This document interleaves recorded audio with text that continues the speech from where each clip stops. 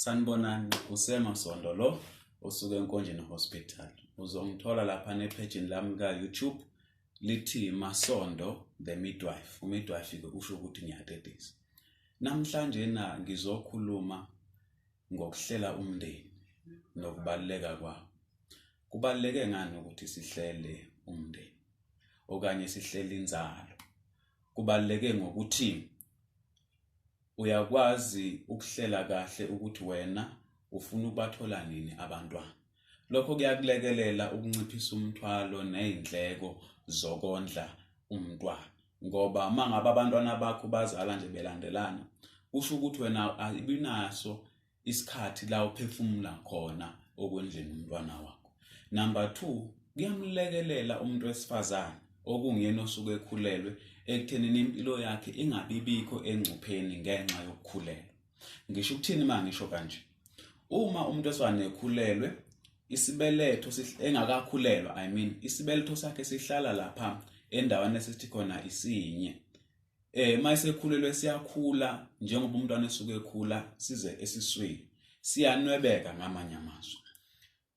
Uma eseteta bese sibuyela endaweni yakhe. Siyadinga ke ukuphunyuzwa kulowo msebenzi.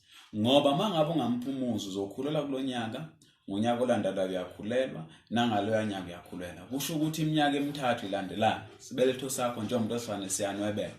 Lokho sikubeka engcupheni yokuthi mawususuteta wena einganeni ezilandelayo, wophe kakhulu, kubeka empilweni yakho futhi engcupheni ukuba ungopha ngokuthi uze ushone.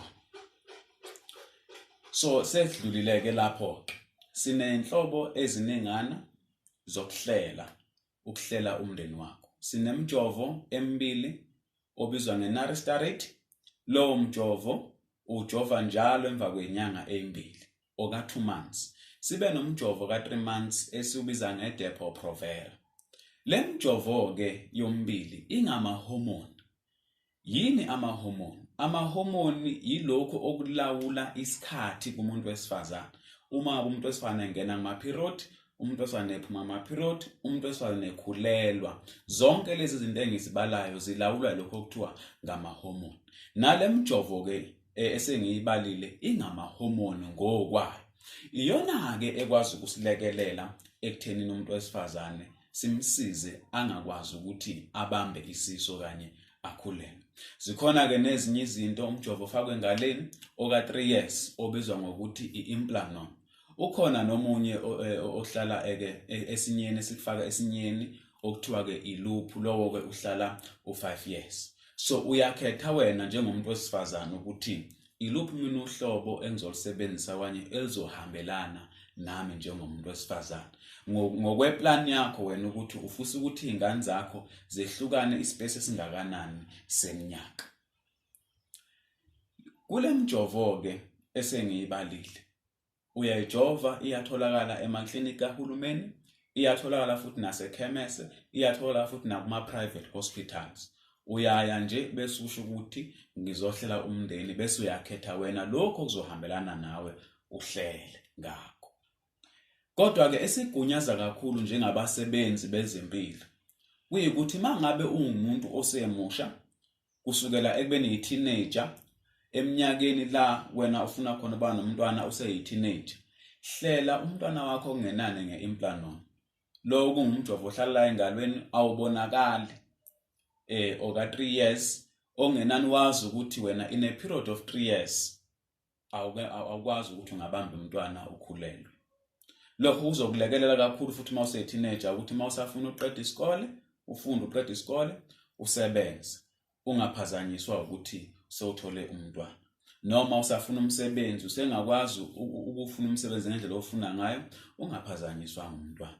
Siyake si-advise wonke umuntu wesifazane esimbonayo ukuthi useneminyaka emincane usafuna ukuqhubeka nempilo ukuthi asebenzise i-implanon noma asebenzise iloop. Uyothi ke mase sefuna yena ukukhulelwa bese ke eya futhi emtholampilo noma eclinic lapha usiyokhipha khona lowo mjovo awufakile engalweni. Uyobe sekwazi ke emva kwalokho ukuthi akhulelwe bese ethola umntwana njengokwesifiso nangokuhlela kwakhe.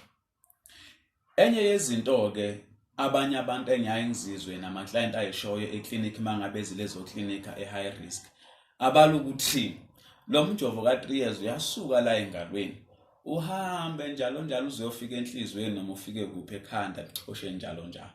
Lezo zinto izinto esizibiza ngokuthi izinkololoze, izinto ezingekho. Lo mjovo awukwazi ukuhamba awusihambeli ngoba uyafakwa nje bese uyahlala la. Nawe siyatshena masiqeda ukufaka ukuthi uthinte uzwe ukuthi usesekhona yini. Uyawuzwa futhi wena mnikazi wawo ukuthi usesekhona. Futhi masufuna ukukhulelwa siyawukhipha. So izona nhlobo lezi sengiyibalile okufanele wena njengomuntu wesifazane uyikhethele zona. Nani bantu besilisa nibalekele abantu benu ukuthi bahlele. Zikhona izinto esizibiza ngokuthi ama-side effects eziza nalomjovo. Ifana nawo wonke amaphilisi esiwabasebenzisayo. Yonke into esifaka ngomlomo wethu inama-side effects engamaphilisi engumjovo. Ama-side effects ngibala ukuthi ungaphathwa yikhanda, ungaphathwa inausea okungathi ungaphalaza manje namanje. Ungakuphalazisa, ungakophisa. Ngibala izinto ezijwayelekile. Kwenziwa yini konke lokho okuthiwa ngama-side effects? Yingenxa yokuthi le mjovo ayisiyona ingxenye yemvelo yomuntu. Yonke into esuke ingena kumuntu eyidla noma eyifaka eyijova engeyona ingxenye yemvelo uba nawo ama-side effects ayo. Ifana namaphilisi, ifana neminye nje yemjovo ngoba konke kunama-side effects.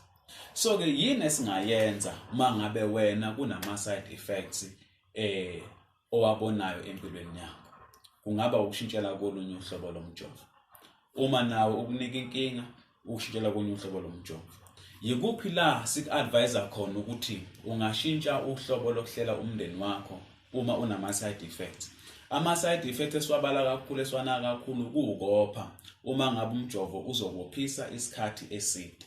Siyaye sithi kasiwushintshe ngenxa yokuthi ukopha kuyingozi ngoba ulahlekelwa ligazi emzimbeni. Kodwa amanye ama-side effects afana nokuthi uyakuphalazisa, uphathwa yikhanda, lezo zinto izinto ehamba zendlule. Khumbula ukuthi ngeke ngathi le mjovo ingama-hormone. Uma ubamba isisu ukhulelwa umuntu wesifazane, ama-hormone emzimbeni wakho ayenyuka. Bese ubona umuntu eba nalokho okuthiwa i-morning sickness. Mayevuka ekseni uyakhathala, uyacobeka, uyaphalaza. Mayezwe isimelo seqanda, uyaphalaza. Kwakhona nje into encane eyiphunga, uyabuyisa. Yini? Ama-hormones anyukile emzimbeni. So nomjovo ke uthi mawucishe wenze into efanayo ngoba nawo ungama-hormones emzimbeni womuntu wesifazane. Khumbula ukuthi le cycle engishoyo yama-morning sickness into ehamba idlule. Mhlambe kuyakuhlasela usanda kubamba isisu kwi-first trimester. Emva kwalokho bese uba right ukhulelwe nje ukukhulela okungasaphazamiseki ngalutho.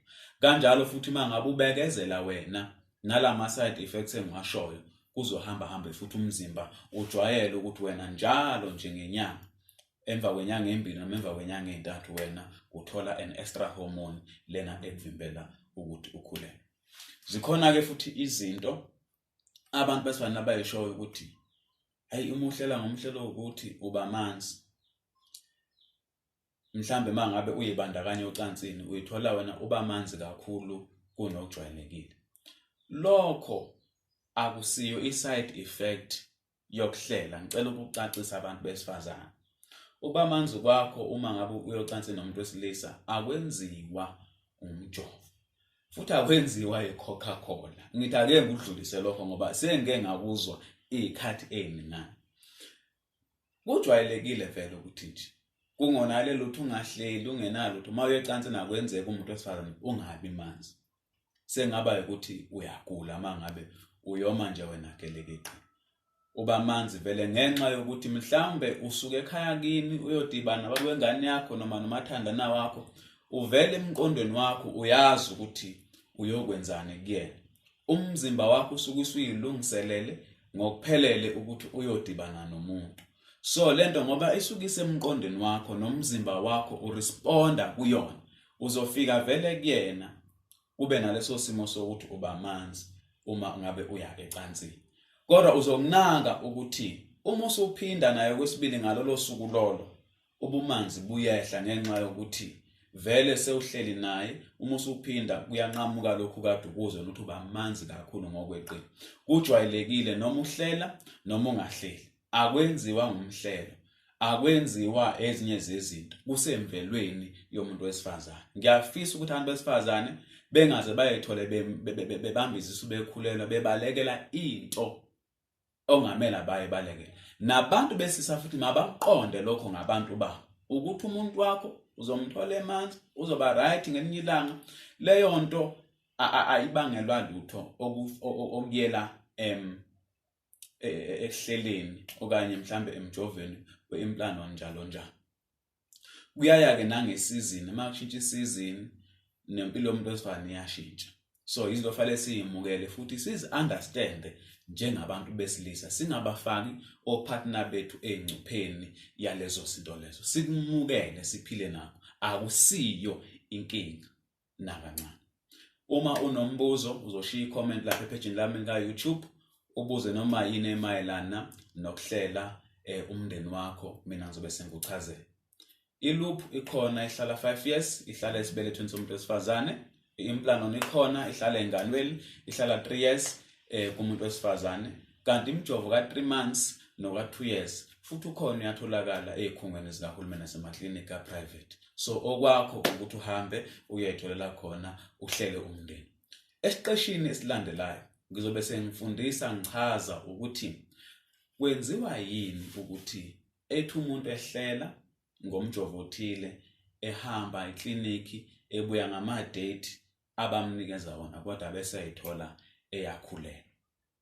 Okugcina engizokusho ngale mjovo yonke ayikho 100% sure okanye guaranteed ukuthi wena uma ngabe uyisebenzisa angeke ukhulelwe. Kuya ngemizimba yabantu futhi nangezinye izathu engizoyichaza esiqeshini esilandelayo. Thamela isiqephu esilandelayo la ngizobe ngifundisa khona ukuthi kwenziwa yini ukuthi uthi uhlela kodwa uyithole sewubamba isisu ukhulelwe. Ngizochaza lokho, ungabaleki. Ngiyabonga.